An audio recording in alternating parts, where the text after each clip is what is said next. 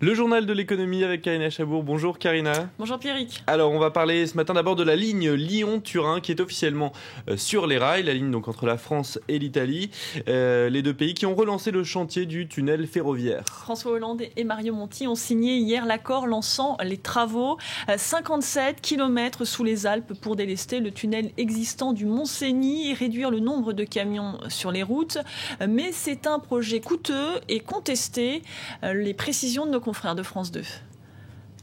Une alliance franco-italienne. François Hollande et Mario Monti ont validé le projet de ligne à grande vitesse entre Lyon et Turin, un projet vieux de 20 ans. Nous avons des relations commerciales.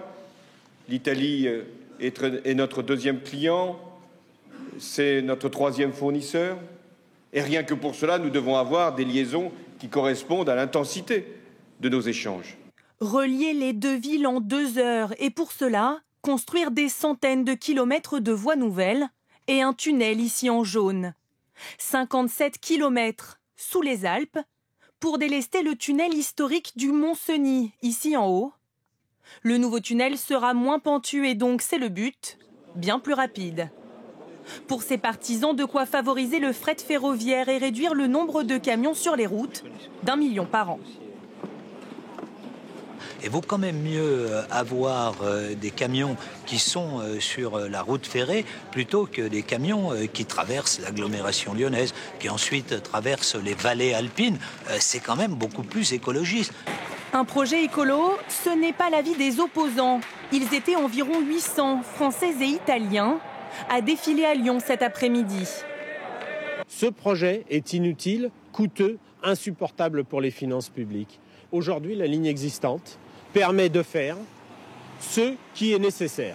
Difficile donc de faire accepter ce tunnel à 8,5 milliards d'euros, mais aussi de le financer.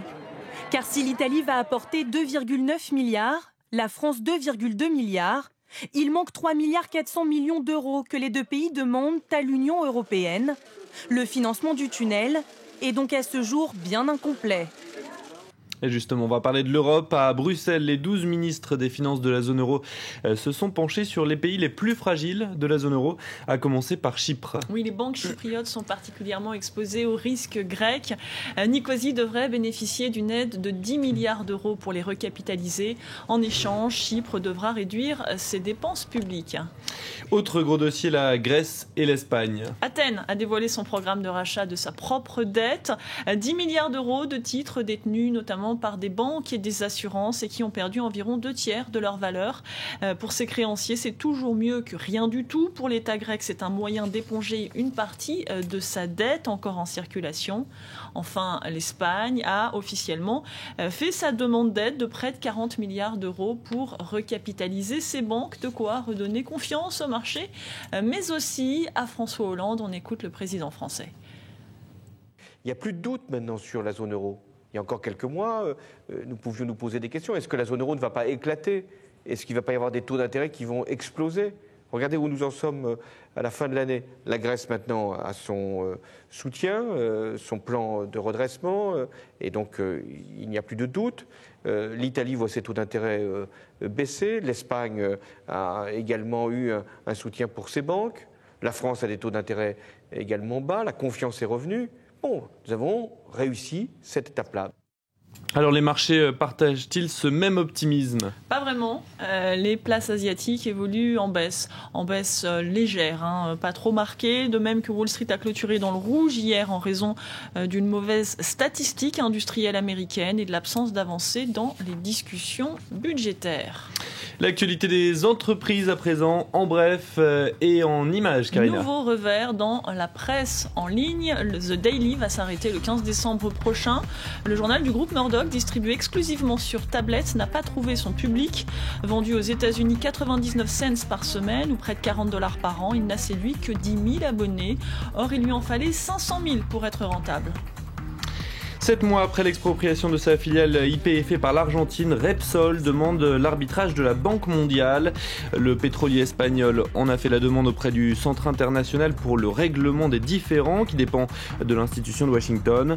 En mai dernier, Buenos Aires a nationalisé la compagnie pétrolière, estimant que l'Espagnol n'avait pas assez investi. Faute d'accord entre les deux parties, Repsol réclamera 10 milliards de dollars d'indemnité. Enfin, pas d'entrée en bourse pour Ikea. Ingvar Kamprad, son fondateur, n'en veut toujours pas. À 86 ans, il préfère conserver le géant du meuble suédois dans des mains privées. Un choix qui lui accorderait plus de liberté et une vision à plus long terme. La société appartient à plusieurs fondations, ce qui lui permettrait notamment d'alléger sa facture fiscale. Direction l'Allemagne où Angela Merkel prépare ses troupes pour les législatives de l'an prochain. Le parti de la chancelière, la CDU, se réunit en congrès à partir d'aujourd'hui. Et Angela Merkel jouit d'une forte popularité dans son pays où elle vise un 3e mandat. De fait, la première économie européenne résiste plutôt bien à la crise de la zone euro, même si les premiers signes de ralentissement se font sentir. Les précisions de Claire Bonichon. L'économie allemande continue de tenir bon. Mais la crise pourrait rapidement se propager dans la première économie de la zone euro. Jusque-là, Berlin a bien résisté grâce au poids de ses exportations. Malgré une baisse de ses ventes, dans des pays comme l'Espagne ou l'Italie, touchés de plein fouet par la crise de la dette, l'Allemagne a réussi à compenser une partie de ses pertes en se tournant vers les pays émergents, comme la Chine par exemple. Mais l'essoufflement commence à se faire sentir, moins 9,1% sur un an. Résultat, le ministère de l'économie vient de réviser ses prévisions de croissance à la baisse à 1% au lieu de 1,6% prévu initialement. Moins bon que prévu donc, mais toujours mieux que ses voisins européens. La France, par exemple, prévoit seulement 0,8% pour 2013. Et pour se maintenir, l'Allemagne a des atouts. Elle peut compter sur son marché du travail vigoureux et flexible. Son taux de chômage reste bas depuis 3 mois, à 6,5%. Même si de nombreux emplois sont à temps partiel. Quant à la dette du pays, de 2 000 milliards d'euros en 2011, soit 80% du PIB, elle est élevée et dépasse les critères imposés par Bruxelles, mais là encore, reste bien moins importante que ses voisins européens. Voilà, c'était le journal de l'économie. Merci beaucoup Karina. Restez avec nous dans un instant, c'est Hélène Drouet qui prend le relais.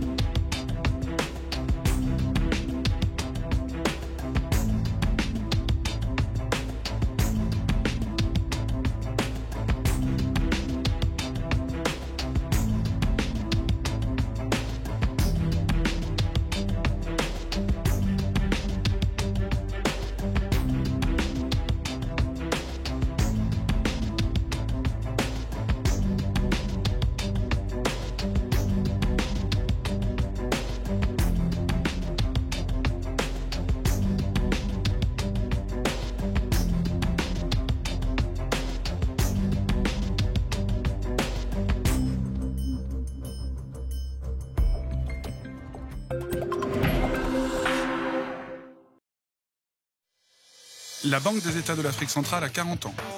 Nos 6 États membres en bénéficient de multiples façons. Notre monnaie commune stimule les échanges commerciaux. Notre politique monétaire est un moteur de l'investissement privé et de lutte contre la pauvreté. La stabilité financière assure la promotion d'un système propice au développement économique. La Banque des États de l'Afrique centrale contribue ainsi à un développement économique commun et partagé de la zone, au profit de ses 41 millions de citoyens.